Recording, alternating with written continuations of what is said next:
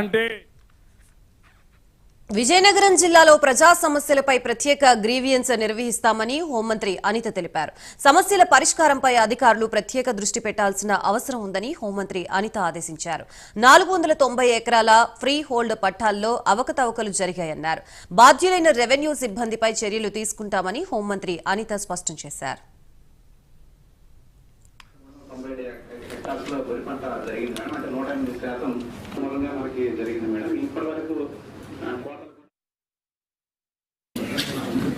అభివృద్ధి కార్యక్రమాల గురించి కానీ ఆర్ఎండ్బి డిపార్ట్మెంట్కి సంబంధించి పాట్హోల్స్ ప్రోగ్రామ్స్ గురించి కానీ, అదేవిధంగా ఇప్పుడు ఎన్ఆర్జీఎస్కి సంబంధించి రోడ్ కన్స్ట్రక్షన్స్ కానీ, అదేవిధంగా ఆర్డబ్ల్యూఎస్ సంబంధించి తాగునీటి గురించి కానీ ఓవరాల్గా అన్ని డిపార్ట్మెంట్లకి సంబంధించిన ఇష్యూస్ అన్నీ కూడా చాలా కూలంకషంగా చర్చించడం జరిగింది.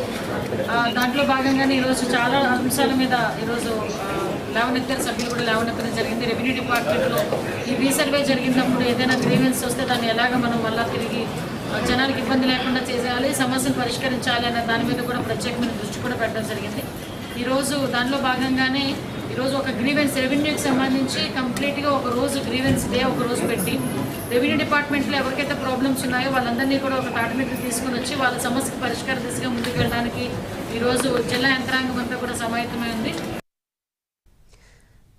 కృష్ణా జిల్లా పరిషత్ సర్వసభ్య సమావేశంలో సభ మర్యాదల్ని వైసీపీ సభ్యులు విస్మరించారు. జిల్లా పరిషత్ చైర్పర్సన్ ఉప్పాల హారిక అధ్యక్షతన జెడ్పీ సర్వసభ్య సమావేశం నిర్వహించారు. ఈ సమావేశానికి మంత్రి కొల్లు రవీంద్ర హాజరయ్యారు.